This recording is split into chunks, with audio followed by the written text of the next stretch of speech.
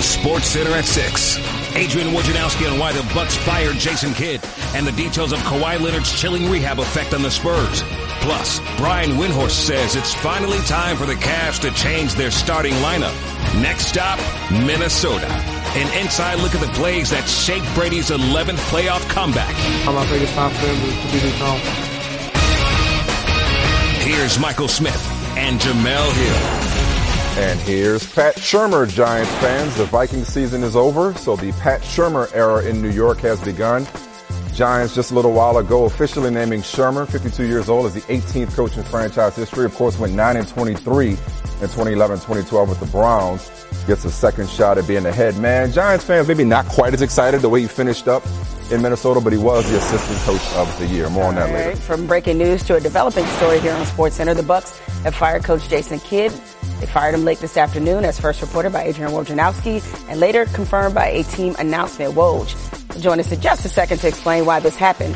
But in the interim, the team will be coached by Bucks assistant Joe Prunty. And here's a summary of how Kidd did as Milwaukee's coach. The Bucks went 139-152 in 4 seasons under Kidd, with last season's 42-40 record his best in 3 full seasons with the team. He reached the playoffs twice, but the Bucks were eliminated in the first round both times. Woj, what was the tipping point, as in why now, given that they got a game in a couple hours against the Suns?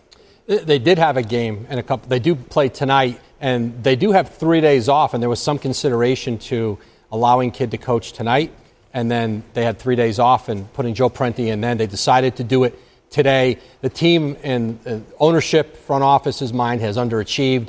They're in 8th place right now in the Eastern Conference. They thought they'd be a team fighting for home court advantage in the first round. And there's just not alignment right now between Jason Kidd, management, ownership, and they ultimately felt they were going to make a change at some point with Kidd and decided if it was inevitable, they would do it now. All right, speaking of alignment, let's talk about the alignment between Jason Kidd and their star Giannis Antetokounmpo. So how much did their relationship factor into this decision? Listen, Giannis has a good relationship with Kidd. He is a respectful guy. He's going to be respectful of whoever the coach is. But the organization didn't see something there that they felt was going to injure them long term with Giannis. He wants to win. They feel like they've got a team that can do better. And another factor here, John Horst is the new Bucks general manager. He was hired this summer. Jason Kidd was hired by ownership 4 years ago. Over John Hammond, their previous GM, they're giving John Horst, the GM, now a chance to hire his own coach to get aligned with somebody long-term here. So what kind of coach is he looking for? Needless to say, a pretty coveted job once it's on the open market. This is the job on the market. Because of Antetokounmpo, this is the job everybody in the league wants. They have a new arena, new practice facility coming in Milwaukee.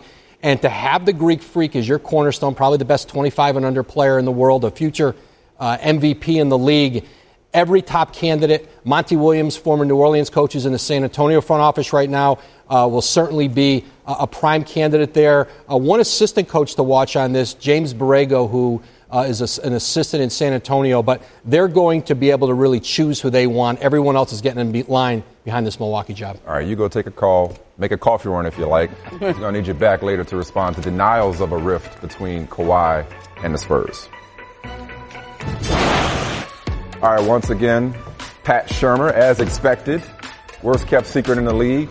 He's who the Giants were waiting on. Vikings fans wanted that to be a 2-week longer wait, but 38-7 loss freed Pat Shurmur up to be officially hired by the New York Giants. Again, with 9-23, his first go-around with the Browns, which kind of looks impressive, given recent in hindsight, years. yeah. Here's what the Giants had to say. Pat Shurmur had to say officially. I want to thank John Mara and Steve Tisch for giving me the opportunity to be the head coach of the New York Giants. He said, I'm looking forward to getting to work with Dave Gettleman, the new GM, and Kevin Abrams, and starting the process to once again build a championship team. I've been fortunate to work with many great coaches and players, and I am thankful for those relationships. I would like to thank my family and friends for their tremendous support. All right. Schefter, thanks for joining us. Hello. Perfect timing, right?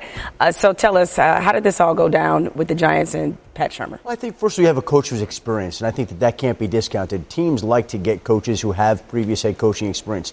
They've given Pat Shurmur a 5-year contract, which is 1 year longer than they gave Ben McAdoo when they hired him. So basically, the 5 years will match the amount of time of the contract of the player that they draft in the upcoming April draft. So if you go ahead and take a quarterback in April, he's tied to your organization for 5 years, and Pat Shurmur is now tied to your organization for 5 years. And in this day and age, it's difficult to come up with an offensive play caller. Pat Shurmur is usually one of the best in the league at that. He can lead the organization in that regard. And don't discount the fact that Jack Del Rio, the former Oakland Raiders head coach, could be coming along with him as defensive coordinator. They have the same agent. Del Rio wants to continue coaching. And a Shurmur-Del Rio package becomes attractive for the New York Giants, who now have made that hire official. Panthers have a defensive coordinator vacancy now that Steve Wilks has been hired as Cardinals coach. How did he win Arizona over? Listen, this is the third different defensive coordinator in Carolina this year also. But Steve Wilks is a guy who was a finalist in Tennessee in a job that went to Mike Vrabel. He was a finalist for the New York Giants job. He spoke to Arizona. He spoke to Indy. He was clearly a hot head coaching candidate. They liked his leadership. They liked his presence. I think they liked the fact that finally he got a year as a defensive coordinator this past year, which elevated him into a position that he could get a head coaching job. Now, the issue there in Arizona is finding an offensive coordinator. And there's some people who believe Darrell Bevell could wind up as his offensive coordinator, because when you hire a coach with a defensive background, it's imperative that you have a matching counterpart on the other side of the football. So in this particular case, he's got the defense. It'll be critical to see who he hires on the offensive side of the football, but that was a big hire for the Arizona Cardinals. All right, more on the coaching carousel in a second. Y'all remember the offseason talk of the Patriots going undefeated and an 8th trip to the Super Bowl being a foregone conclusion? Well, a week after a Week 1 blowout loss and 2-2 start, then last week's freak injury to Tom Brady's throwing hand, another 10-point do-or-die deficit. It really is crazy to see the dynasty that the NFL just can't kill here again. And then Bill Belichick's like, now we have 5 Lombardis and 8 Lamar Hunts. Put that with the rest. A little bit half and half, still celebrating, but, at the same time, starting to get, familiar with the Eagles. Right now we're just kind of dealing with, logistics and, how we can work the families out, on this whole trip. So, it's a little bit half and half. It's a big week. It's not a regular bye week, and it's a week where we need to get a lot of preparation done and prepare like we're going to play on Sunday. So I think that's going to be a big thing, to stress to some of the younger guys or guys who haven't, been in this position, and get as much as we can. And we need to prepare, like I said, like we're going to play on Sunday. It's a big week. We'll get a good amount of work in. Definitely probably get to our game plan stuff, get to our scouting. I mean, it's not like we're looking ahead to other potential opponents. There's only one team that we're looking to plan, so all of our energy is going to be put towards them.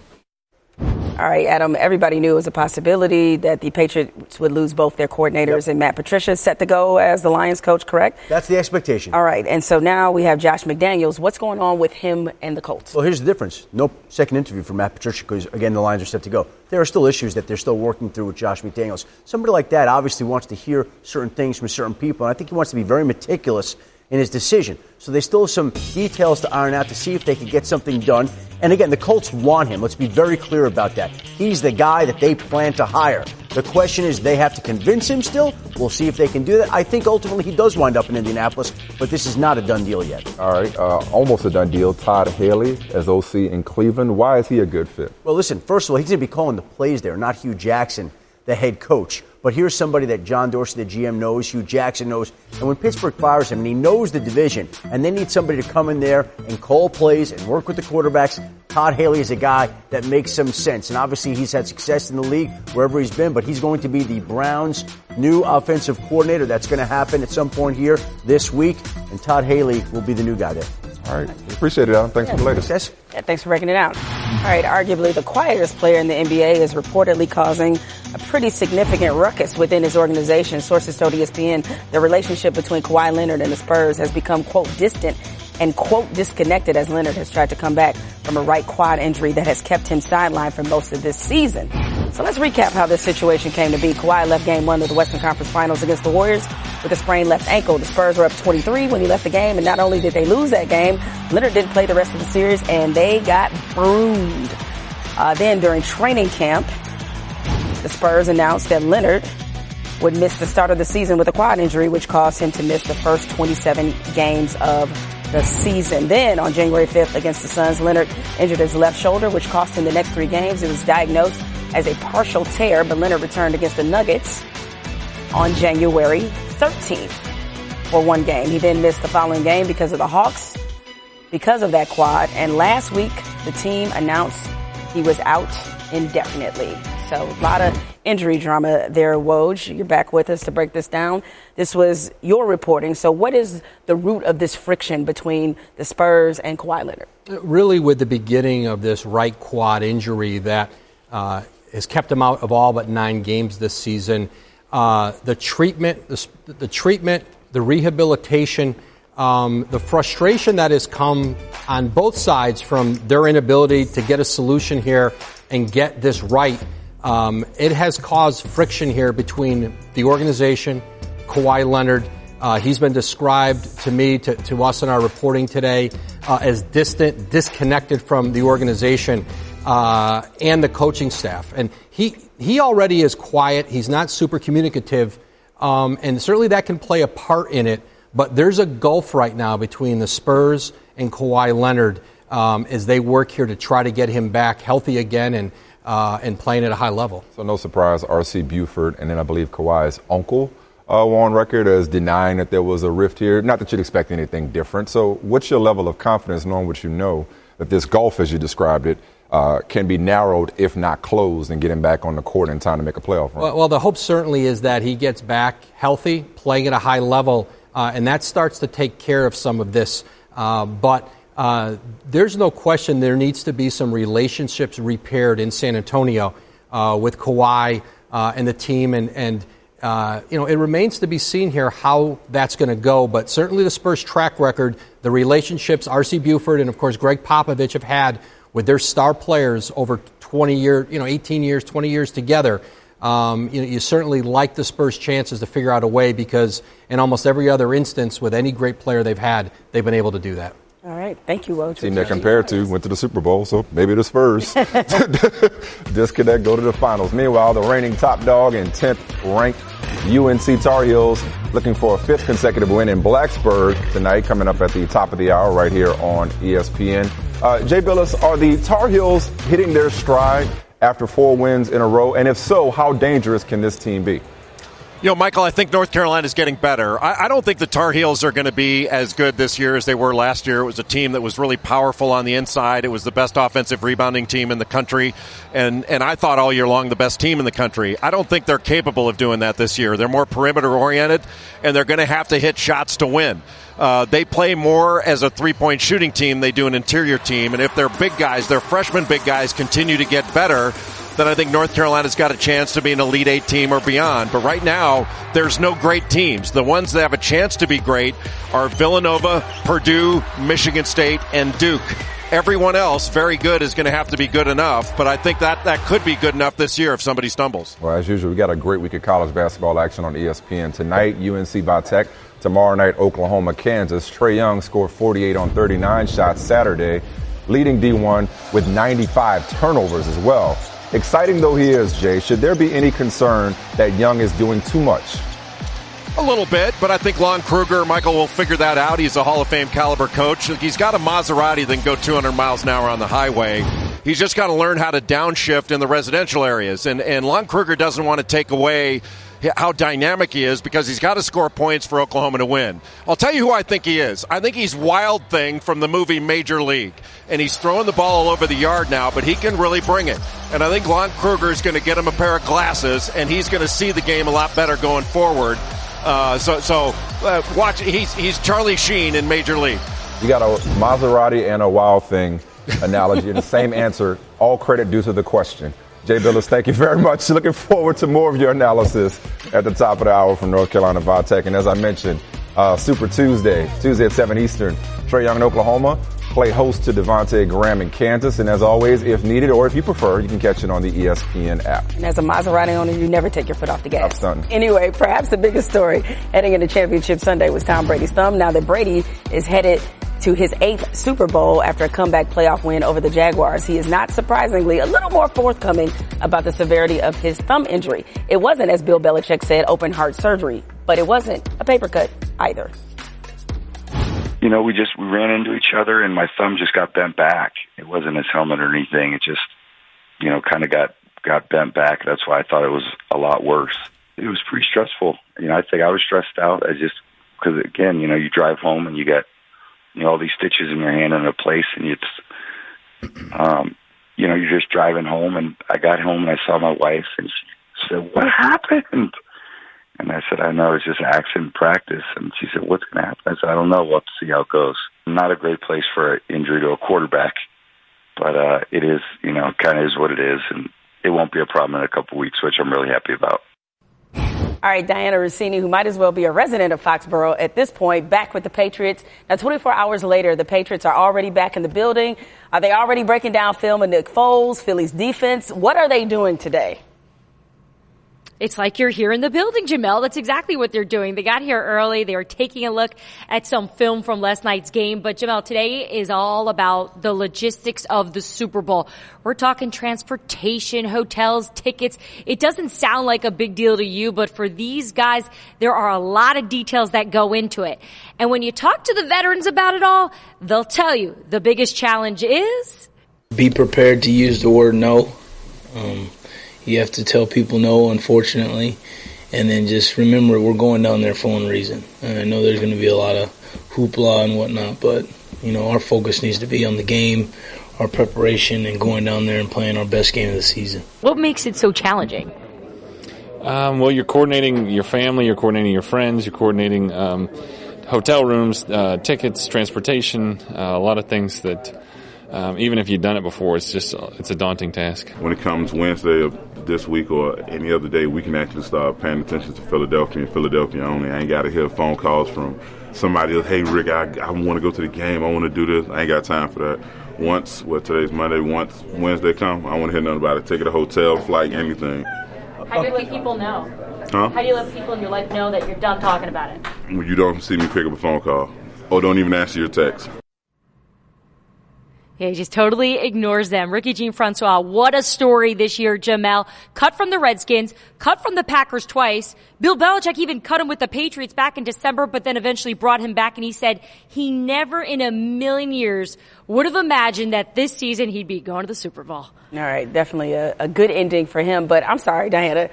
I am playing the world's smallest violin for the Patriots. Many of them have been through this multiple times. So, yeah, okay. Oh, I'm sorry. Too many people are bothering you about going to the Super Bowl. Right? I know. Hey, it's tough when you have a lot of friends, but these guys are actually really stressed about it. All right. Thanks, Diana. We appreciate it. Westgate says that if Carson Wentz were the starting quarterback, the Pro Football Championship would be a pick'em game instead of Philly being a 5.5-point underdog, which they're quite comfortable in that role, as we've come to find out throughout these playoffs. Coley Harvey, we know what Westgate thinks of Nick Foles, but what is head coach Doug Peterson saying about going way back with his quarterback after Foles' historic performance on Sunday, as it joined Joe Montana as the only QB to complete 75% in back-to-back playoff games? Yeah, Michael, now they do go way back, and we'll get to that in 1 second, but I also want to take you to another point in time, and that was just about a month or so ago. Right here at this spot, I was talking to you guys right after Carson Wentz's ACL injury was confirmed by Coach Doug Peterson, and at that time, Doug Peterson said that he was extremely confident in Nick Foles. He felt like Foles would definitely lead this team going forward, and as you just mentioned about what Foles has done since, certainly that confidence continues to grow. But again, as you mentioned, it goes even further back than that, all the way to the draft. Here's what Peterson was reminded of by Foles last night. I think it's important. He reminded me again last night after the game that I was the only player or the only coach to go out and work him out as a player, and leading up to that draft. It goes a long way. It goes a long way in his confidence and my confidence in him, and understanding that dynamic, even though we sort of separated and went a couple different ways, but to be able to come back together now and do the things that we've been able to do and he's been able to do is not only a credit to him, but I think just the overall study that we did back in 2012. Now, you'll recall that Doug Peterson was the quarterback's coach here in Philadelphia before He took over as head coach just last year, and that was back in 2012 when Foles was drafted by the Eagles. And, this is a relationship where, again, the confidence is growing on both sides of the coin, particularly for Foles in the last couple of weeks. That confidence is getting higher and higher, as Peterson has seen, primarily because he's getting time on task. He's getting more time to connect with his players, with his teammates there in practice, but also to connect with them in games. And that's part of the reason why he was so successful last night. His last 15 passes that he threw in last night's game, all completions, and within them, 3 touchdowns to help the Eagles get that win to get to the Super Bowl. All right, Coley, we appreciate it. Thank you. All right, and along those same lines, let's break down a couple plays of how the Patriots' win came to be. You saw Tom Coughlin there, hoping to ruin their season again. Late second quarter, Jags lead 14-3, 3rd and 7. See there, but they get a first down, but watch the play clock. Got called off due to the delay of game penalty. Always on the quarterback. Sack on the next play would force the Jaguars to punt. Now under 2 minutes and a half, Tom Brady and the Patriots pass midfield. For Brandon Cooks. Incomplete, but a flag on A.J. Boye for pass interference. Looked like they were kind of going back and forth there. Still 32-yard penalty. But, take another look. As you saw, the contact from both players. Now early in the fourth, Patriots down 10. Brady lateral to Amendola. Back across the field to Deion Lewis, who runs for a nice gain there before Miles Jack forces a fumble, right? Now he recovers it, as you see, but a premature whistle prevents any return on the play. Take another look. Oh, what might have been had the play not been blown dead. Jaguars would punt after a 3 and out. Now same score. Minutes later, Patriots facing 3rd and 18. Tom Brady, as he does so well, comes up with a clutch play, finds Danny Amendola for the first down. Danny, oh, you're right. Let me call him by his real name. Amendola would later score on the drive under 3 minutes to play. Patriots down 3 with 2nd and goal. Amendola for the touchdown. Playoff. Danny Playoff. I'm going to get this right. Don't want to slide him. As you take another look. Great coordination there. Kept both feet in bounds. Patriots lead 24-20 after extra point. Next drive for the Jags from the Patriots 38. Blake Bortles tries to find an open Leonard Fournette. Down the sidelines. No go. Throw is a bit off the mark. Incomplete. Missed opportunity for the Jags. Moments later, 4th and 14 for the Jaguars. Bortles. Pass to D.D. Westbrook. Broken up by Stephon Gilmore. So Blake Bortles, they put the game in his hands. You saw what happened. You know what he wasn't able to do the whole game? Turnover on downs. Run. Yeah, you're right. Good call. One of the best running quarterbacks in the league. And nothing. Now, be effective in that area. Minute 38 to play. Patriots, they can seal the win with a first down. And of course they get a first down because it's the Patriots. On the 3rd and 9, Lewis picks up 18 yards. And it just felt like even before they actually did come back, the Jaguars were not going to win this game. Look at the way they ended the first half. 55 seconds and took a knee.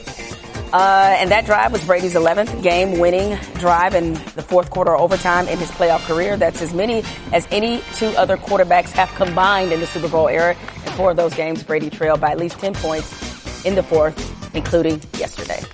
I'm not a red flag guy. I'm not a concerned guy. I'm a guy how we can be optimistic on how we can get better. That's just who I am. I mean, I woke up smiling today. I was happy about today. I came in, had the music playing. I feel great about what today can bring. And we go to San Antonio versus a historically unbelievable great team. I'll be suited up. I'll be ready to go, and I give ourselves a chance anytime I'm in the lineup, that's for sure. All right, I respect where LeBron is coming from, Brian Windhorst, but he is I like to get to the finals and win it kind of guy. So what changes can the Cavaliers make to right all of these wrongs that we're seeing? Well, Jamel, they've got to make some lineup changes. Ty Lue has said he's not making them. I hope he's playing a game of rope-a-dope and it actually plans to unveil them, because the starting lineup that they're putting out there, quite frankly, statistically and to the eye test, has been one of the worst lineups in the league this season. Right now, they have 3 guys in that lineup who, in my opinion, are bottom 15 defenders in the league. I'm sorry, J.R. Smith. You're terrible at defense right now.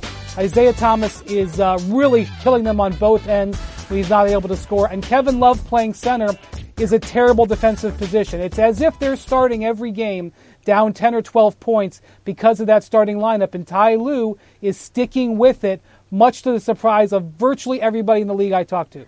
Now, Brian, you just said that Isaiah Thomas is killing this team. The Cavs defense is nearly 8 points worse in terms of defensive efficiency when IT has been on the floor. So I know that they didn't get him for his defense, but I think people are probably a little surprised and startled that he struggled so much to fit in with this team. Why has that been the case? Yeah, Jamel, he's frustrating his teammates right now because he is a guy who has the ball in his hands a lot. He controls the ball. He dribbles the ball a lot. He doesn't pass the ball much.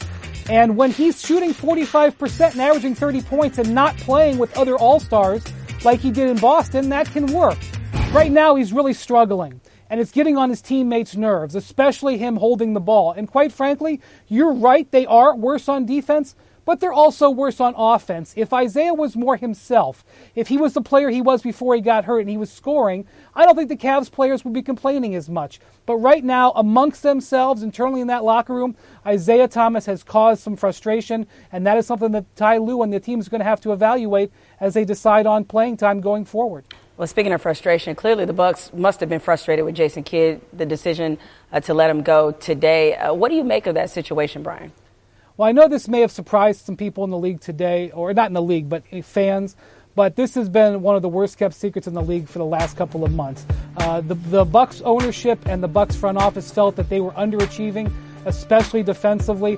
And to be honest with you, over the last couple of weeks, there have been some people angling, wondering if they could get in for the job, knowing that Milwaukee job was eventually going to open either before the end of the season or by the end of the season.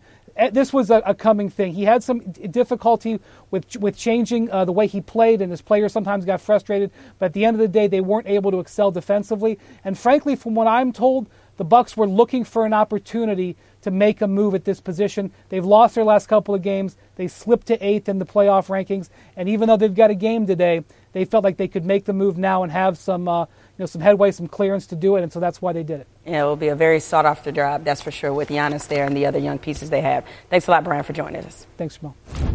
All right, Tiger Woods returns to the PGA Tour at Torrey Pines and the Farmers Insurance Open, his first start on tour since missing the cut at last year's Farmers. When we last saw Tiger, he was shooting 3 rounds in the 60s and finishing in the top 10 at the Hero World Challenge. Still searching for his first tour win since 2013. He'll try to do it against what's said to be one of the year's strongest non-major fields. Mike Lees, I love you, but I hate you. You are right back where you were a year ago when Tiger didn't make the cut at that tournament. So are you buying or selling this latest comeback attempt, and if so, why? Well, as a golf fan, Mike, my heart would say always buy Tiger Woods stock because he's given us so many memories in the past, and our heart yearns to see them yet again. My head would say don't buy because these last couple of times he's come back from some major surgery, including a back injury this time, the results have not been there. But the difference this time, Mike, is that Tiger's not the only one who believes this comeback will be different. Albert Einstein once said that insanity is doing the same thing over and over again and expecting different results.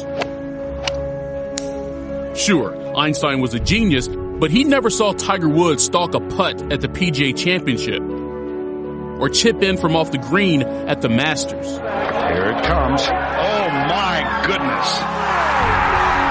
In your life have you seen anything like that? Seemingly no matter how many comebacks Tiger makes from his long list of ailments, golf fans not only want, but expect him to come back as fierce and exciting as when he once dominated golf during the 2000s. Yet the last time Tiger was in this position, the comeback was over before he could yell 4. The scorecard was almost surreal. Not a very good day from the very start. I think his days of domination are over. So why should we believe him this time? Well, tour members and swing coaches point to his increased ball speed off the tee, which in December stayed around 180 miles per hour during his 4 exhibition rounds in the Bahamas, a number that's well above tour average. And Tiger can likely attribute that renewed explosiveness to an increase in his flexibility, which has reminded some tour pros of Tiger's early days. It's awesome to see him playing some solid golf. He just looks so much better, so much healthier, and, freer in the golf swings. Several of those who spent time around Tiger during and since the Bahamas say that the 14-time major winner exudes a calmness about him now that always felt forced in the past.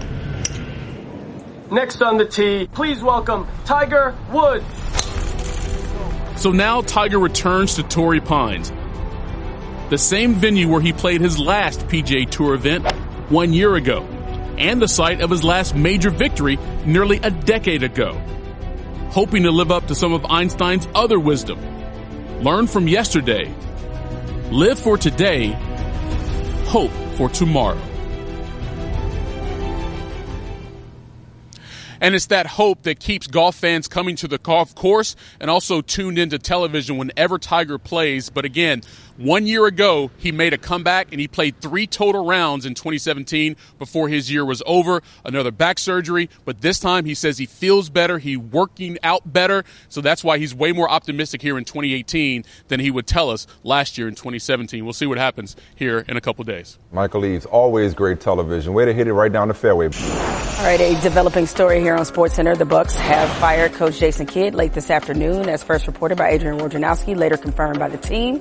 Woj, he joined us earlier to explain why. Basically, it's a rift in the organization, rift with not necessarily Giannis, but a non-alignment, as he called it. Nevertheless, here is Bucks GM John Horst. You know, we made this decision relatively quickly. Why now? At the end of the day, we believe this gives our team the best opportunity to have the most success this season, the success that we expect, and going forward long term. And so you have short windows in the NBA to build towards contention and actually contend, and we didn't want to waste time in putting our team in the best position to do that. All right, here's a summary of how Jason Kidd did as Milwaukee's coach. Bucks went 139 and 152 in 4 seasons under Kidd, with last season's 42 and 40 records. His best in his 3 full seasons with the team. He reached the playoffs twice, but the Bucks were eliminated in the first round both times. Go down under, shall we? Novak Djokovic, 6-time champ. First time in action since Wimbledon last July, thanks to that elbow injury, taking on 21-year-old Young Chung. Second set, advantage Chung up 6-5. Djokovic's forehand will find the net. So Chung takes the second set, 7-5. Third set, 5-all. Djokovic at the net. And there we go again. Chung up 6-5. He's feeling it. He's feeling like he's close to making history. More on that in a second. Match point. Chung saves it in the corner. Djokovic's shot is wide. Chung, straight set winner, 7-6, 7-5, 7-6. He's the first Korean to reach the last 8 at a major. Our ESPN2 Australian Open coverage continues tonight, highlighted by Rafa Nadal in the men's quarters. Coverage starts at 9 p.m. Eastern.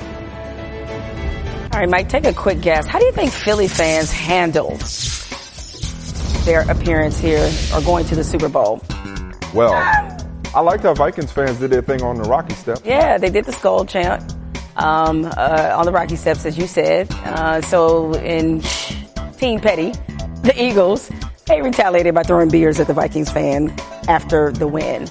Rocky was also found dressed in Vikings paraphernalia. This may not be received well by the locals. That's pretty good. I have to say, on a level of pettiness, I'm kind of digging that. Both those fan bases did well for themselves. Both had a 100-year-old fan. Yeah, they did. But wait, you got to see how they were insulting Millie. It was not nice. All right, Philly police, they used Crisco grease to prevent fans from climbing light poles. That's a deterrent. Come on.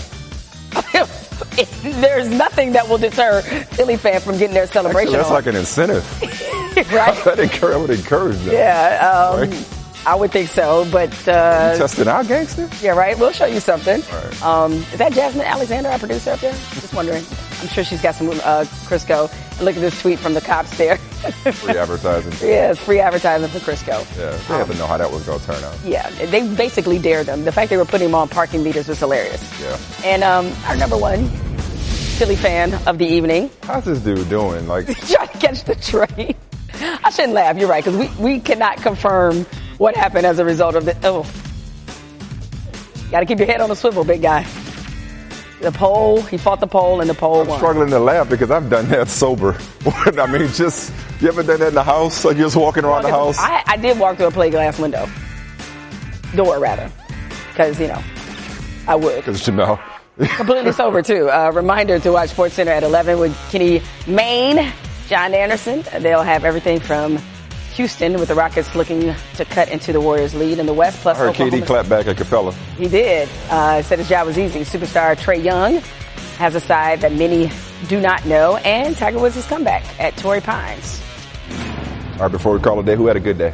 Woo, it is a good day for former Patriots backup quarterback Jimmy Garoppolo.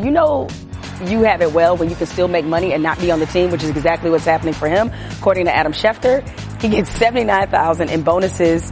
That'll be paid out to him for New England's playoff wins and the trip to the Super Bowl. However, if they win the Super Bowl, he gets another $112,000. With a Super Bowl loss, he still gets money, a minimum of $56,000. Bottom line is his minimum takeaway would be $135,000. Because he's going to be hurting for cash this offseason. Oh, yeah, because we're going to pay him and we're going to like contract. it. Best check we could write. Hey, I can't see enough of this video. This is Julie Ertz, U.S. national team star, wife of Zach Ertz. Oh, Zach Ertz, he's a great tight end, but he's really her husband. That's his main claim to fame. Just their reaction, her reaction to hearing that he made the Super Bowl, his reaction to seeing her react to him making the Super Bowl. Relationship goals in a nutshell.